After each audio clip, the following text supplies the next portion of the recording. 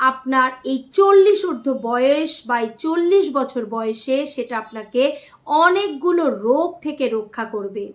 কি ধরনের রোগ এই বয়সে হয় তার মধ্যে সব থেকে কমন যে রোগ সেটা হচ্ছে ডায়াবেটিস বা সুগার লেভেল বেড়ে যাওয়া, এছাড়া হাইপারটেনশন বা ব্লাড প্রেশারের ঊর্ধ্বগতি, একই সঙ্গে হাড়ের ব্যথা বা জয়েন্টে ব্যথা, হাড়ের ক্ষয়, বোন ডেন্সিটি কমে যাওয়া বলতে আমরা যা বুঝি।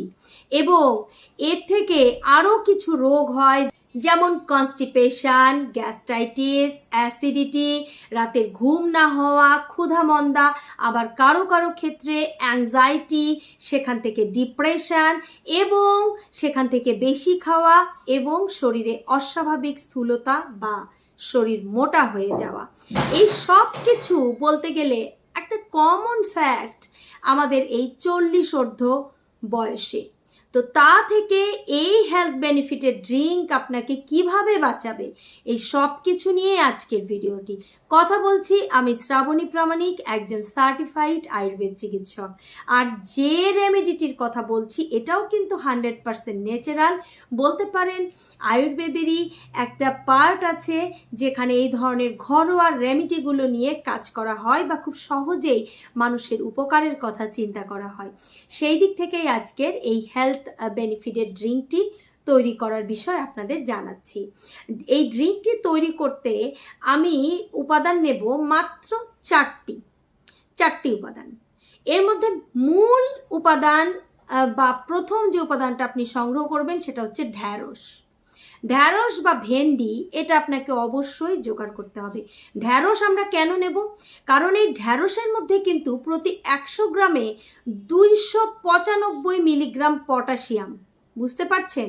যেটা আপনার হাইপারটেনশন দূর করে দেবে, হাই ব্লাড প্রেশার যেটা আমরা বুঝি সহজেই, রক্তচাপ বেড়ে গেছে, থাকবে না, আপনার হার্টের কোনো ক্ষতি হবে না, আপনার হার্টের যে ভেইনগুলো রয়েছে, যে আর্টারিগুলো রয়েছে সেগুলোতে কোনো প্লাক তৈরি হবে না, কাজে আপনার হার্টে ব্লকেজ আসার সম্ভাবনা থাকবে না। এটার মধ্যে ফাইবার রয়েছে পর্যাপ্ত পরিমাণে, কাজেই এটা আপনার সুগার বৃদ্ধি হতে দেবে না। আপনি খাবেন কিন্তু আপনার সুগার লেভেল কন্ট্রোল থাকবে। এছাড়া এখানে আছে ভিটামিন সি। 100 গ্রামে প্রায় 23 মিলিগ্রাম ভিটামিন সি পাচ্ছেন, যেটা একটা বড় অংশ আপনার প্রতিদিনের চাহিদা। সেই ভিটামিন সি এর ঢ্যাঁড়স থেকে পাচ্ছেন প্রচুর পরিমাণে ক্যালসিয়াম। 100 গ্রামে 89 মিলিগ্রাম পাচ্ছেন ক্যালসিয়াম। আমাদের তো প্রতিদিন প্রচুর ক্যালসিয়াম দরকার, সেটা আমরা পাচ্ছি ঢ্যাঁড়স থেকে। আরও অনেক উপাদান রয়েছে, ম্যাগনেসিয়াম রয়েছে, ফসফরাস রয়েছে, ভিটামিন কে রয়েছে। এই সব কিছু ঢ্যাঁড়সে ভরপুর মাত্রায় পেয়ে যাচ্ছি। তো এই ঢ্যাঁড়স এই জন্যই এই যে হোম রেমেডি এটাতে এত বেশি কার্যকরী। আর বলতে গেলে আজকাল এটা একটা ভাইরাল হোম রেমেডি।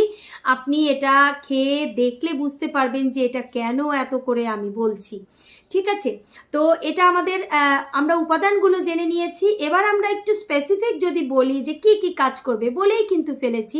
তারপরেও এটা কনস্টিপেশনের জন্য কাজ করবে, পেটে কোনো ধরনের গ্যাস জমবে না, ব্লটিং হবে না, ঢেকুর ওঠার যে টেন্ডেন্সি থাকে সেটা থাকবে না, এবং আপনার পায়খানা খুব সুন্দরভাবে প্রতিদিন ক্লিয়ার হয়ে যাবে। যাদের রোজ পায়খানা হয় না এমনও মানুষ চেম্বারে আসেন বা ফোনে কথা বলেন যে তাদের পায়খানা 2-3 দিন পর হয়। কোনো মানুষের যদি এরকম 2-3 দিন পর বাউল হয় তাহলে তার কি কি রোগ হতে পারে বলে আপনি চিন্তা করেন? তার অনেক রোগ হবে। বাত ব্যথা থেকে শুরু করে অ্যাসিডিটি, ক্ষুধামন্দা, এ ধরনের বহু সমস্যা হবে, ঘুম না হওয়া।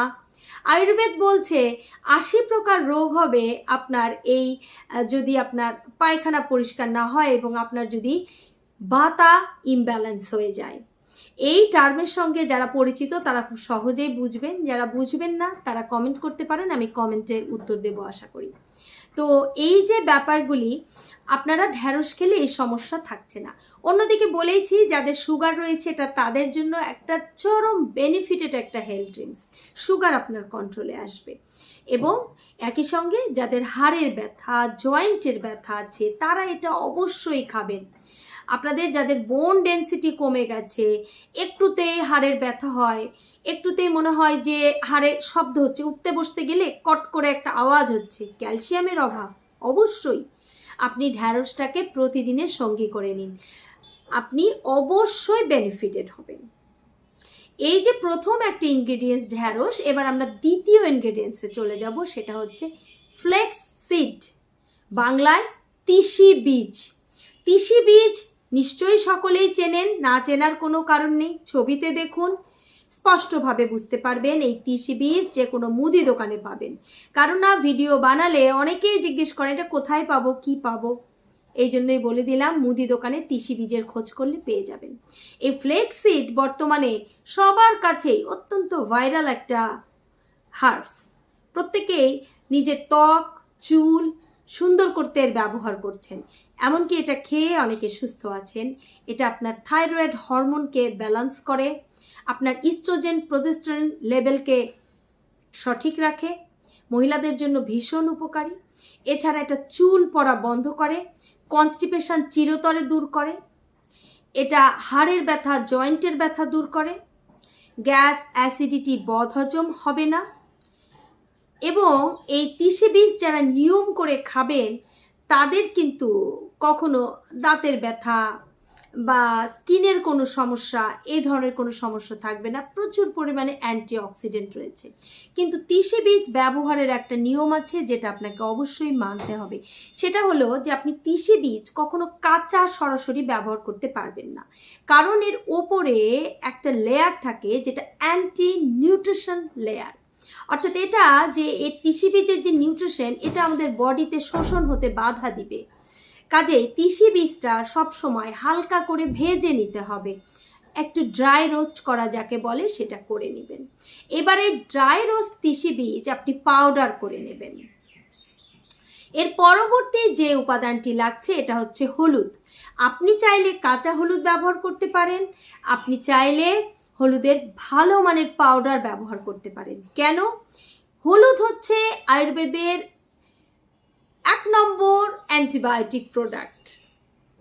এই হলুদ antibacterial, antiviral, antifungal, anti inflammatory গুণ বৈশিষ্ট্য। শরীরে কোনো প্রদাহজনিত কোনো রোগ থাকবে না, প্রদাহজনিত বলতে জ্বালা পোড়া থাকবে না। অনেকেরই আছে হাত পা জ্বালা করে, এবং আমি বলতে ভুলে গিয়েছি যেহেতু একটানা বলছি যে তিসি বীজ যেটা একটা সাবজেক্ট ছিল আমাদের একটু আগেই, সেই তিসি বীজও কিন্তু অ্যান্টি ইনফ্ল্যামেটরি গুণ বৈশিষ্ট্য। তিসি বীজও আপনার শরীরে প্রদাহজনিত কোনো রোগ দূর করে, যেমন কোথাও ব্যথা জ্বালা পোড়া এগুলো কিছু থাকবে না, হলুদও তাই করে থাকে। এই হলুদ কিন্তু আপনার দীর্ঘদিনের পুরাতন যে রোগগুলো আপনার ক্রনিক হয়ে গেছে সেই রোগ থেকে আপনাকে বাঁচাবে এবং আপনার হজম ক্ষমতা বাড়াবে, আপনার ডায়াবেটিস থেকে আপনাকে রক্ষা করবে। এই যে গেল 3টা প্রোডাক্ট, এর পরের যে উপাদান সেটা হচ্ছে কালো গোলমরিচ। কালো গোলমরিচ কি করে? এর মধ্যে পিপারিন রয়েছে। কালো গোলমরিচ আমরা কেন নেব? তার অন্যতম একটা কারণ হলো এটা আমাদের রক্ত স্বল্পতা দূর করে, এবং কালো গোলমরিচ খেলে কারো অ্যানিমিয়া হওয়ার সম্ভাবনা থাকে না। এর মধ্যে প্রোটিন আছে, ক্যালসিয়াম আছে। Can you believe? কালো গোলমরিচে আপনার রক্ত স্বল্পতা দূর হবে। কালো গোলমরিচ ক্যালসিয়াম এবং প্রোটিন ধারণ করে। কালো গোলমরিচে অনেক উপকারিতা আছে। আরও বড় যে একটা কারণ সেটা হলো আপনি যখন হলুদ খাচ্ছেন, হলুদের মধ্যে যে উপাদান রয়েছে সেটা হচ্ছে কারকিউমিন, এবং আমাদের গোলমরিচের মধ্যে আছে পিপারিন। এই হলুদ আপনি 1 চামচ খেলেও আপনার শরীর অ্যাবজর্ব করবে খুব সামান্য 1 গ্রামের মতো, কিন্তু আপনি যদি এটাতে পিপারিন মিশিয়ে দেন অর্থাৎ কালো গোলমরিচ মিশিয়ে খান, তাহলে হলুদের যে গুণ সেটা আপনার শরীরে পুরোপুরি অ্যাবজর্ব হবে।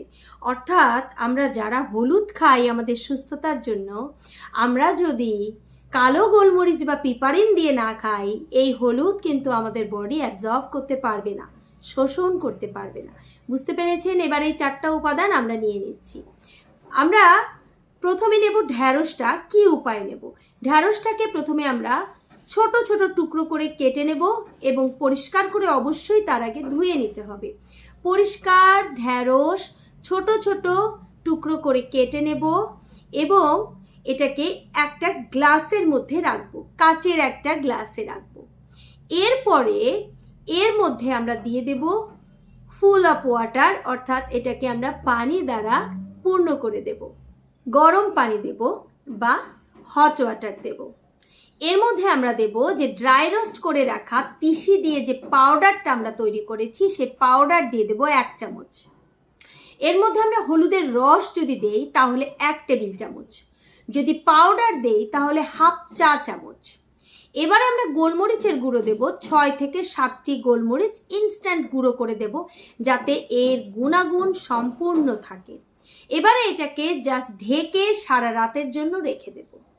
সকালবেলায় উঠে এই ড্রিঙ্কটি আপনি শুধু ছেঁকে পান করবেন। আপনি একেবারে খালি পেটেও পান করতে পারেন, আবার একদম খালি পেটে 1 গ্লাস রুম টেম্পারেচারের পানি পান করে তারপরেও এটা পান করতে পারেন। আপনি যাই করুন না কেন, এটা আপনার যা যা উপকারিতার কথা বললাম সব কিছু এনে দেবে। আপনার বয়স বাড়বে কিন্তু আপনার শরীর রোগাক্রান্ত হবে না। এমন কোনো মানুষ আছেন যারা এটা সেবন করতে পারবেন না বলে মনে হয়? হ্যাঁ, এমন কিছু মানুষ আছেন যারা এই রেমেডিটি খেতে পারবেন না। তার মধ্যে প্রধান হলো যাদের কিডনিতে পাথর রয়েছে, তারা খাবেন না। যাদের কিডনিতে কোনো ধরনের সমস্যা রয়েছে, যাদের ক্রিয়েটিনিন লেভেল বেশি, তারা খাবেন না। এছাড়া যাদের রক্ত খুব ঘন, তারা খাবেন না। এছাড়া যদি মনে হয় ঢ্যাঁড়সে আপনার স্পেশালি অ্যালার্জি হয়, ঢ্যাঁড়স খেলে আপনার ত্বকে কোনো ধরনের অ্যালার্জিক ইনফ্লামেশন হচ্ছে, সেক্ষেত্রে আপনি এটা খেতে পারবেন না। এছাড়া প্রত্যেকে খেতে পারবেন। কতদিন খাবেন? এটা আপনারা একটানা 3 মাস পর্যন্ত খেয়ে 3 মাস বিরতি দিয়ে আবার খেতে পারেন। এইভাবে আপনারা এই সমস্ত রোগকে দূরে রাখতে পারবেন।